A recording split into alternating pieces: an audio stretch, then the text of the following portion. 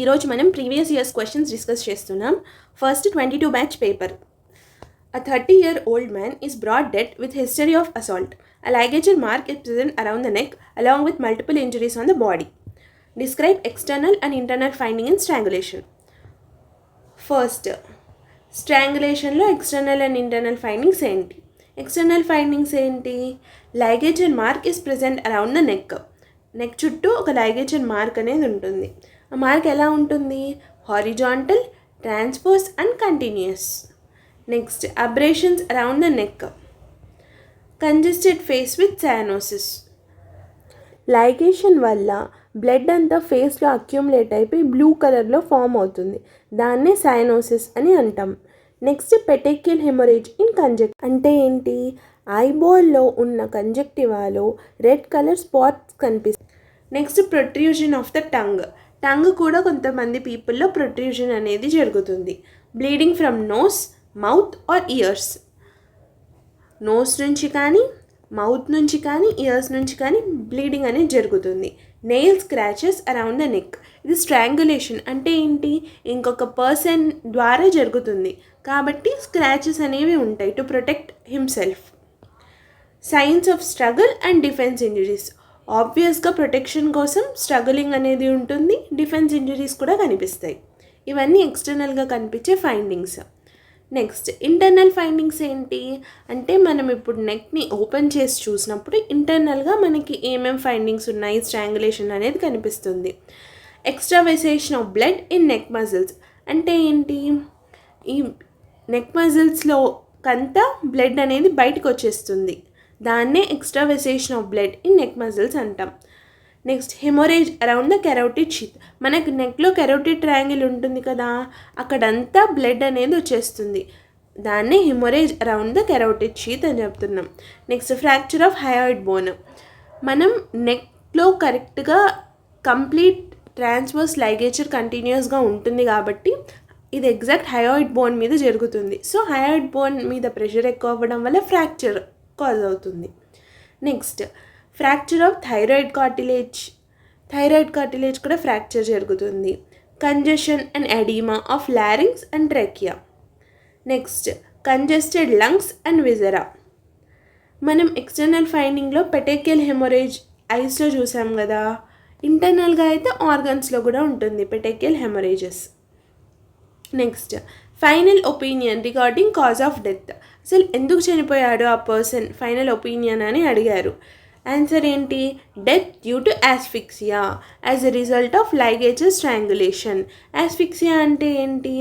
ఒక పర్సన్కి బ్రీతింగ్ సరిగ్గా ఆడట్లేదు, లైగేచర్ స్ట్రాంగులేషన్ జరగడం వల్ల ఆస్ఫిక్సియా వచ్చి తను చనిపోయాడు, అదే కాజ్ ఆఫ్ డెత్.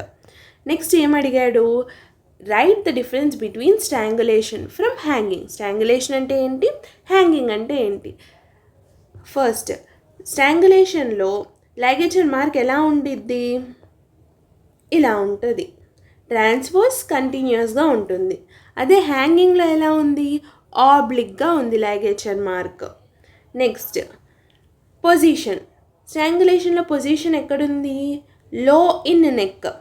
అదే హ్యాంగింగ్లో above thyroid cartilage.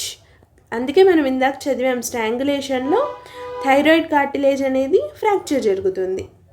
Next strangulation base is soft and reddish base ఉంటుంది. హ్యాంగింగ్లో it is dry and parchmentized. Face ఎలా ఉండిద్ది స్ట్రాంగులేషన్లో? Congested and సయానోస్డ్. అదే హ్యాంగింగ్లో పేల్గా ఉంటుంది. పెటెక్యుల్ హెమరేజ్ మనం చూసాం, కామన్ స్ట్రాంగులేషన్లో ఫేస్లో ఉంటుంది, ఇంటర్నల్ ఆర్గన్స్లో కూడా ఉండిద్ది. హ్యాంగింగ్లో అయితే less common. Saliva dribbling absent, హ్యాంగింగ్లో ప్రెజెంట్. నెక్స్ట్ నెక్ ఇంజరీస్ కామన్గా ఉంటాయి. నెక్ ఇంజరీస్ ప్రెషర్ ఎక్కువ ఉంటుంది కాబట్టి. అదే హ్యాంగింగ్లో అయితే rare. Hyoid fracture common, hanging less common. Manner. Strangulation అనేది యూజువల్గా హోమిసైడల్ వల్ల జరుగుతుంది. అదే హ్యాంగింగ్ అయితే suicidal. Next question OP poisoning. క్వశ్చన్లో ఏమడిగాడు?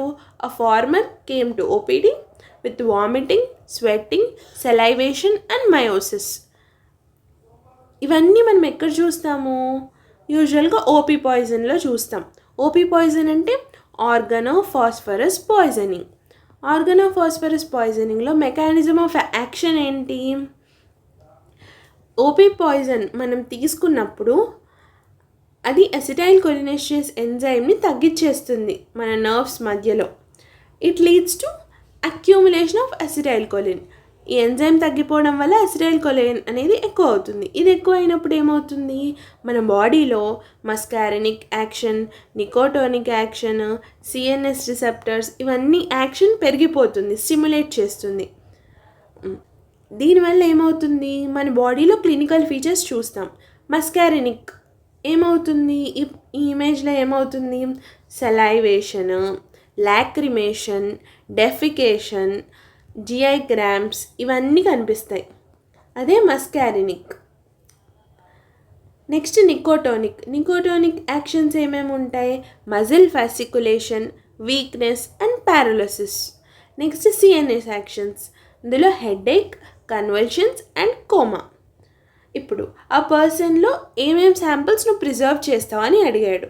ఒకవేళ ఆ పర్సన్ లివింగ్లో ఉన్నాడంటే బ్లడ్ని ప్రిజర్వ్ చేస్తాం. ఎందుకు? కొలినెస్టరేస్ ఎస్టిమేట్ చేయడానికి. కొలినెస్టరేస్ ఎంజైమ్ అనేది తగ్గిపోయి ఉంటుంది కదా, అది ఎస్టిమేషన్ చేయడం కోసం ప్రిజర్వ్ చేస్తాం. నెక్స్ట్ గ్యాస్ట్రిక్ లావేజ్, పాయిజన్ అంతా బయటికి తీసేయాలి కదా ఆ పర్సన్ బతికాడంటే, అది కూడా ప్రిజర్వ్ చేస్తాం. Next vomiting and urine. ఒకవేళ ఆ పర్సన్ డెడ్ అయి ఉంటే తన స్టమక్ ఇంకా కంటెంట్స్ రెండు ప్రిజర్వ్ చేయాలి. Small intestine plus its contents and liver 500 grams of the లివర్ని ప్రిజర్వ్ చేయాలి. కిడ్నీ, బ్లడ్ అండ్ యూరిన్ ఇవన్నీ ప్రిజర్వ్ చేస్తాం. నెక్స్ట్ ఆ పర్సన్కి ట్రీట్మెంట్ ఏమి ఇస్తావు? First remove the contaminated clothes. Contaminate అయిన క్లాత్స్ అన్ని రిమూవ్ చేయాలి. Next gastric lavage, stomach contents అన్నిటినీ రిమూవ్ చేయాలి to remove the unabsorbed poisoning. Next oxygen and airway support ఇవ్వాలి. యాంటీడోట్ ఏంటి ఓపీ పాయిజనింగ్కి? అట్రోపిన్ ఎంత ఇవ్వాలి? త్రూ ఐవి ఇస్తాము till a person is fully atropinized. Next pralidoxime కూడా ఒక యాంటీడోట్. ఇంకా ఆ పర్సన్కి కన్వల్షన్స్ ఉంటాయి కాబట్టి డయాజెపామ్ ఇస్తాం. బ్రీతింగ్ డిఫికల్టీ ఉంటే వెంటిలేటరీ సపోర్ట్ కూడా ఇవ్వచ్చు.